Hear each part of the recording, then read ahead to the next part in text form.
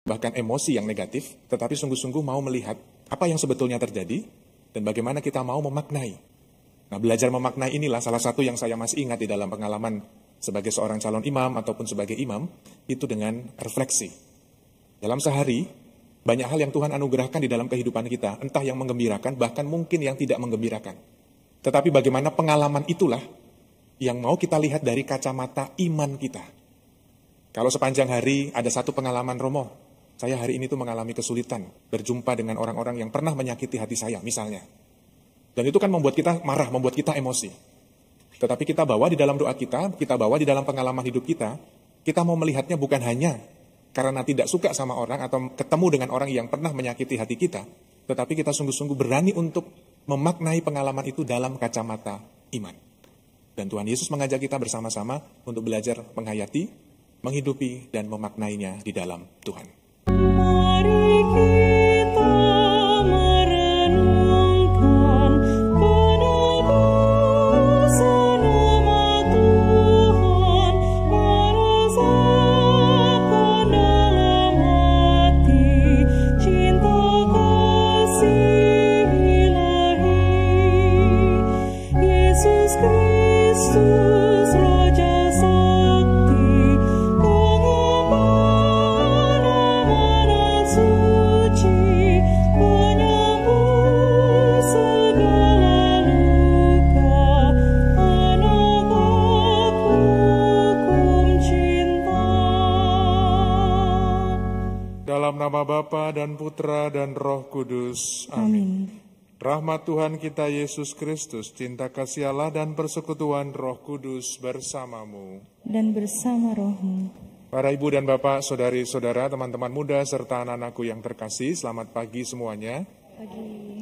Pada kesempatan Ekaristi pagi ini, Rabu Pekan Prapaskah yang ketiga, kita mau datang kembali di hadapan Tuhan, mengucap syukur atas segala rahmat, kasih, dan anugerah yang diberikan Tuhan kepada kita, kepada keluarga kita, dan juga komunitas kita. Kita bawa seluruh wujud-wujud dan intensi yang tadi sudah ditayangkan. Kita bawa juga wujud-wujud pribadi kita, keluarga-keluarga kita, dan komunitas kita.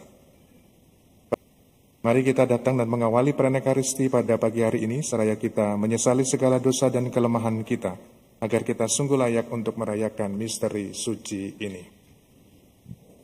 Saudari-saudaraku yang terkasih, di dalam kehidupan beriman kita, atau juga di dalam kehidupan kita sehari-hari, dalam masyarakat kita, paling mudah dan paling sederhana untuk menjatuhkan orang lain, itu salah satunya adalah dengan memberikan tuduhan-tuduhan. Jadi kalau saya tidak suka dengan seseorang misalnya, entah macam-macam ya, entah iri hati, entah motifnya balas dendam dan lain sebagainya, paling sederhana yang bisa dilakukan oleh semua orang adalah dengan memberikan tuduhan. Tuduhannya pasti tuduhan palsu, atau dengan kata lain kita memberikan fitnah, memberitakan hal-hal yang tidak benar adanya. Maka paling sering kita mendengar ada di media sosial ya, entah ujaran kebencian, entah yang namanya kebohongan-kebohongan. Maka zaman sekarang, zaman kita disebutnya adalah zaman pasca kebenaran, post-truth. Dan disitulah orang lebih mudah memberitakan hal-hal yang tidak baik, hal-hal yang tidak benar dibandingkan memberikan kesaksian yang benar. Dan itu sangat mudah sekali, apalagi sekarang kita dengan mudah dengan menggunakan gadget atau handphone kita masing-masing dengan media sosial, itu sangat mudah sekali. Apa yang diberitakan, entah mau dari ujung dunia manapun, kita yang di Kelapa Gading, kita yang di Jakarta, dengan cepat mendapatkan berita itu. Sama halnya sebagaimana yang dialami oleh Yesus di dalam bacaan Injil, dengan mudah orang-orang Farisi pun juga memberikan tuduhan palsu kepada Yesus, yaitu dengan memberikan pemberitaan yang tidak benar tentang Yesus yang mau meniadakan hukum Taurat. Kita tahu bahwa hukum Taurat itu adalah hukum dari bangsa Yahudi, dan Yesus adalah orang Yahudi. Gak mungkin Yesus meniadakan hukum Taurat. Maka tadi dikatakan satu iota atau satu titik pun, iot dalam bahasa Ibrani itu bagian kecil dari kata di bagian hukum Taurat, itu pun tidak akan dihilangkan oleh Yesus, tetapi digenapi oleh Yesus. Maka Yesus pun terhadap hukum Taurat dalam tanda petik sangat pro. Dan bahkan kita juga diminta untuk menaati hukum Taurat. Persoalannya adalah bukan hanya menaati hukum-hukum yang ada itu, tetapi bagaimana kita menghayati dan memberikan makna terhadap hukum-hukum Taurat. Maka segala macam hal yang ada dalam kehidupan kita ini, kita bukan hanya melihat dari sudut yang paling atas atau paling superficial, tetapi Yesus meminta kita untuk berani dan mampu menghayati, menghidupi, sekaligus berani untuk memaknai. Nah, memaknai inilah yang menjadi tantangan di dalam kehidupan kita. Kalau kita mengalami kesulitan di dalam hidup, kalau kita mengalami tantangan bahkan tadi yang dialami oleh Yesus, tuduhan-tuduhan, kita bukan menggunakan emosi kita, menggunakan reaksi-reaksi yang negatif, tetapi kita menyelesaikannya dengan menggunakan hati kita.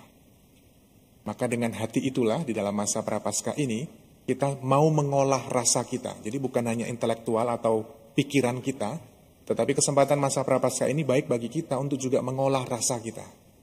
Dan yang diolah adalah hati kita. Bukan menyelesaikan persoalan, bukan menyelesaikan tantangan dengan menggunakan kepala saja, atau bahkan emosi yang negatif, tetapi sungguh-sungguh mau melihat apa yang sebetulnya terjadi, dan bagaimana kita mau memaknai. Nah, belajar memaknai inilah salah satu yang saya masih ingat di dalam pengalaman sebagai seorang calon imam ataupun sebagai imam, itu dengan refleksi. Dalam sehari, banyak hal yang Tuhan anugerahkan di dalam kehidupan kita, entah yang menggembirakan, bahkan mungkin yang tidak menggembirakan. Tetapi bagaimana pengalaman itulah yang mau kita lihat dari kacamata iman kita. Kalau sepanjang hari ada satu pengalaman, Romo, saya hari ini tuh mengalami kesulitan berjumpa dengan orang-orang yang pernah menyakiti hati saya, misalnya. Dan itu kan membuat kita marah, membuat kita emosi. Tetapi kita bawa di dalam doa kita bawa di dalam pengalaman hidup kita mau melihatnya bukan hanya karena tidak suka sama orang atau ketemu dengan orang yang pernah menyakiti hati kita, tetapi kita sungguh-sungguh berani untuk memaknai pengalaman itu dalam kacamata iman. Dan Tuhan Yesus mengajak kita bersama-sama untuk belajar menghayati, menghidupi, dan memaknainya di dalam Tuhan. Ngagunglah misteri iman kita, Penyelamat dunia, selamatkanlah kami, karena melalui salib dan kebangkitan-Mu, Engkau telah membebaskan kami.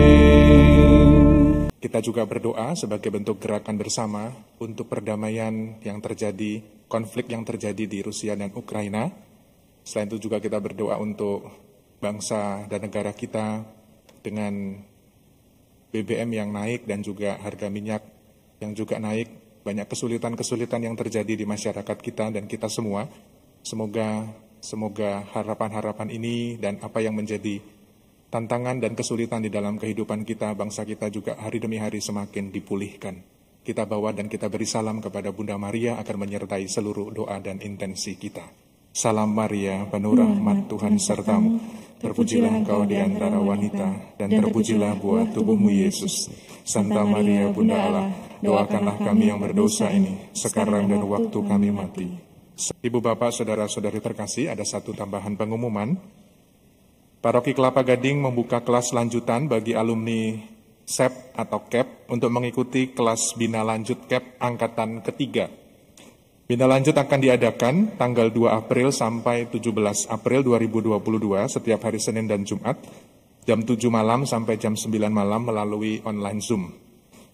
Keterangan lebih lanjut nanti silahkan lihat pengumuman dan juga nomor-nomor yang bisa dihubungi Saudara Riki dan Saudari Mary. Mari kita mendukung kegiatan ini agar kita pun terus bertumbuh di dalam iman dan kita bisa membagikan pengalaman iman kita dan juga pengetahuan ini melalui Bina Lanjut ini di dalam kehidupan pelayanan kita. Terima kasih Ibu Bapak, Saudara-saudari terkasih atas kebersamaan kita di dalam Ekaristi pagi ini. Terima kasih untuk seluruh petugas liturgi yang sudah membantu, Lektoris, Prodiakon, Tatib, Pastior, Koster, dan tim AV. Dan kita semua yang hadir, baik secara live streaming maupun yang hadir di gereja. Mari kita mengakhiri ibadah kita dengan memohon berkat Tuhan.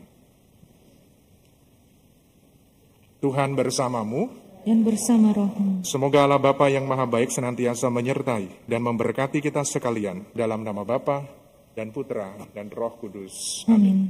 Saudari-saudaraku terkasih, pergilah misa sudah selesai. Syukur pada Allah.